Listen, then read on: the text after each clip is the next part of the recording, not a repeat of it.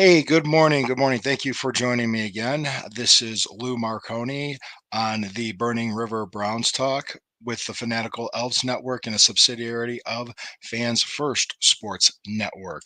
Thank you again. Lou Marconi at L Marconi 251 on Instagram, at L Marconi 1973 on X.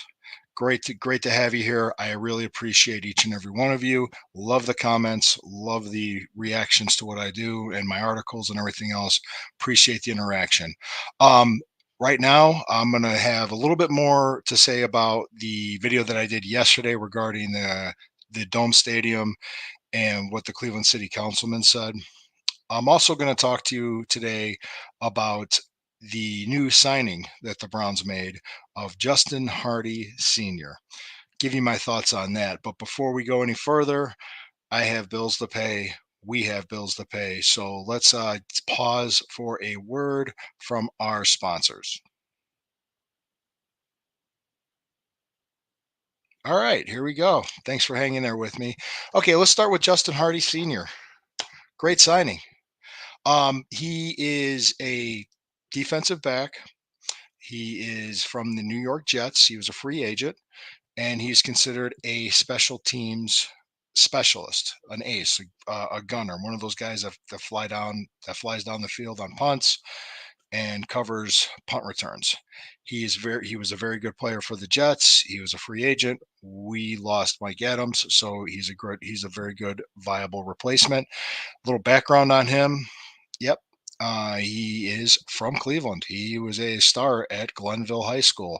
Ted Ginn Sr. was at the Cleveland Browns facility when he came in to sign his contract, which I thought that was really cool in that video.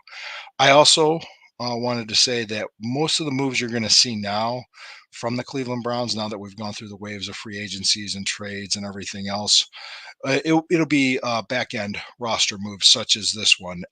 Justin Hardee Sr. will not be just a training camp player to be there to just possibly make the team. He should make the team and he should be on the 53-man roster. So it was a very good signing. It just makes sense. So they've made solid moves throughout this season. I think I also was saying I was talking to other people about the AFC North as a whole, and I even said in my interview with Jack Duffin that aired on Monday that I think the winner of the AFC North will probably be the number one seed in the AFC. He says, well, Kansas City will still be the tough team. Absolutely. I'm not taking anything away from Kansas City. They've won 3 Super Bowls in the last 4 years. They're the team to beat in the AFC. But with that being said, the AFC North is going to be an absolute dogfight in 2024. Everybody in the division got better. Pittsburgh got better. Baltimore got better. Cincinnati got better in their own different ways and their own filling their own needs. So we still have the draft coming up at the end of this month. So there's still more to be done and there's still more to analyze later.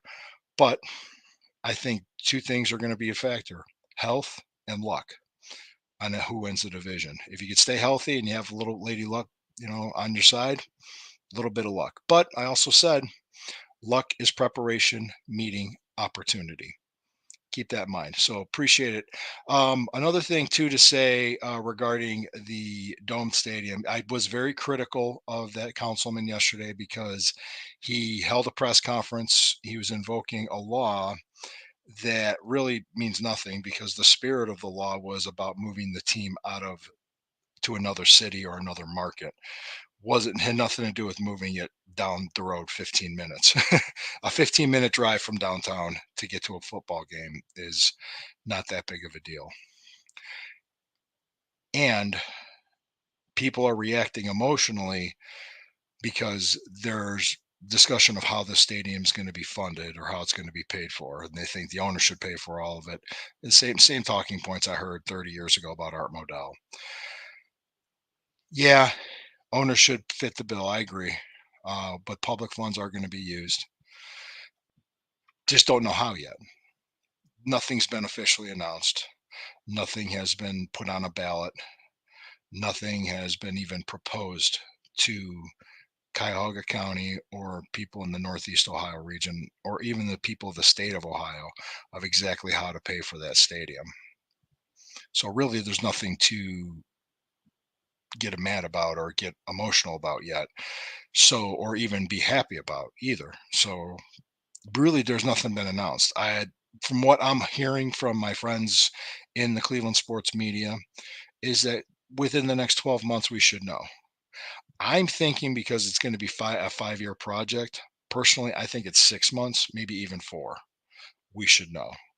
It's gonna take some time, and I also believe it could be a great economic opportunity for downtown to be done with a stadium that's out football only, outdoor only stadium, sitting empty 350 days out of the year, sitting there.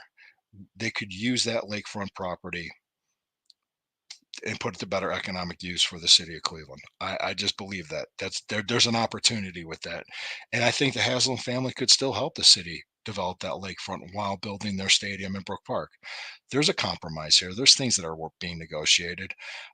Can't, I'm not sitting at the table during these negotiations, so I don't know for sure. But I'm just thinking common sense would do that.